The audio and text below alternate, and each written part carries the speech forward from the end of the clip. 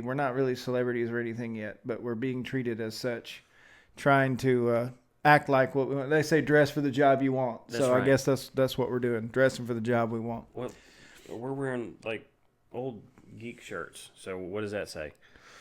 Right. We've been dressing for this job for a long time. Absolutely. Even though we have careers and much more serious things that we have going on in our lives, we still dress for this job. Right. So, and if I think we mentioned this before when you talk about we're going back to GameStop. right. And for us, this is kind of we're literally going back to GameStop. Nathan and I both worked at that GameStop. This very same GameStop. Yes, the one at the mall at Barnes Crossing. I don't know if that was said or not, but That was forever ago. Well, it was about 2003, 2004. that sounds about somewhere right. around there. Yeah, absolutely. It seems crazy to say that was so long ago. Something in the 2000s.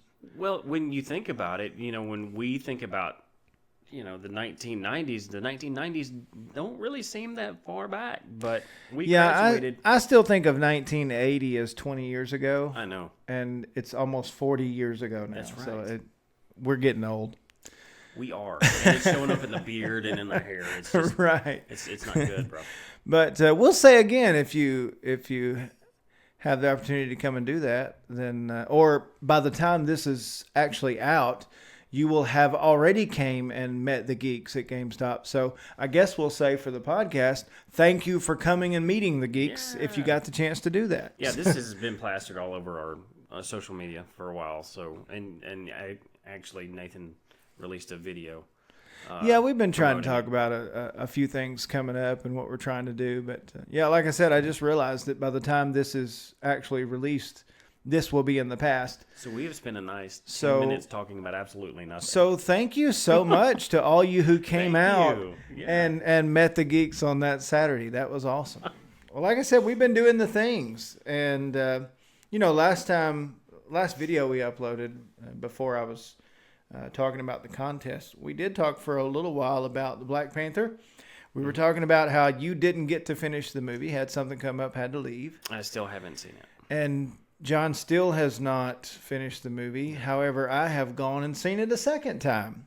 My wife and I had a date night on Thursday, and she said, I think I want to see Black Panther. And I was all like, you're awesome, let's go.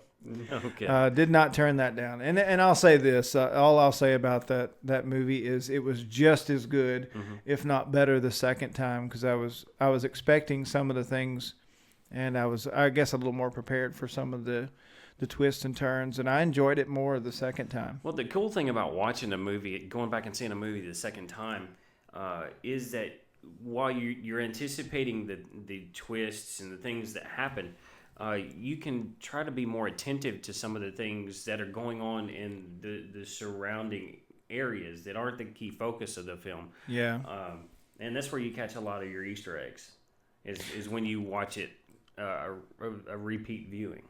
Well, that's right, and I was looking a little bit at some of the CGI and other things that some reviewers have mentioned, and even the second viewing, I was like, I really don't have a problem with this. Like, it's good enough for me. I understand you can't get everything perfect, and I've said before, when I'm watching a movie, I don't really dwell on the little technical things. It was just a really good movie again. Mm-hmm. So I thoroughly enjoyed it. And I found myself again thinking, like, this feels like almost like Thor Ragnarok when they're in Wakanda. Right. It's so futuristic.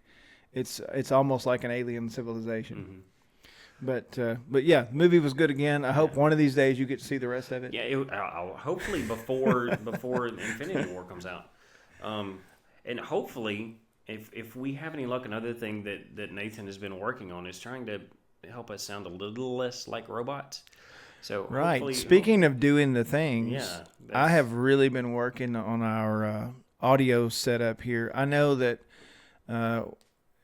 for just a little bit and some of the other episodes, you've heard like two of John speaking at once and sometimes two of me.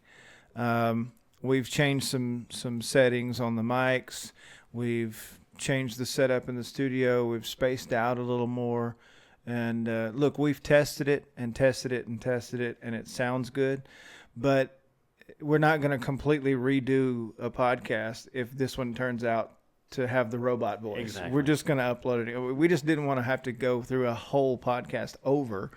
So we're trying to work out some kinks. We're still in. We've mentioned it. We're in that soft launch period, and we're grateful to those who have been giving us feedback, and we need that feedback. We don't just need, hey, good job. We need for somebody to say, look, you sound like robots. You need to fix that. Well, that's probably where a lot of those Canadian dislikes are coming from. Isn't that the truth? We'll talk more about those Canadian dislikes when we get to Geek Mail. Let's do that. That is an odd thing. Yeah, but like I said, we'll talk more about that in just a little while. But yeah, that kind of stands out. Mm-hmm. So that's some of the things I've been doing. I got to see Black Panther again on date night with my wife, and she loved it too. Good. And she actually mentioned to me. She said that she and your wife ought to go and see a movie, and then they could review it. So that would be fun. We could do like a little She Geeks segment. She Geeks. Yeah, I'm good with that. I just thought of that like right on the spot. That's good. Yeah, I'm She good with Geeks. that. So She Geeks. make a mental note of that. Mm-hmm. But now you've been doing some things this week. One of the reasons that you weren't able to record this episode Right. really before time or in time for last week. And so what is that you've been doing? Well, I had a very nice opportunity. I was invited by the Mississippi Department of Education to attend a review of passages that are going to be field tested for the MAP state test. Now, because of confidentiality reasons, I can't go into specifics, but it was a very educational opportunity. I had a chance before I had this opportunity. It was, you don't really think about what all goes into how these passages end up on a test. You think, okay, somebody somewhere picks a passage and then that's it, and that's it.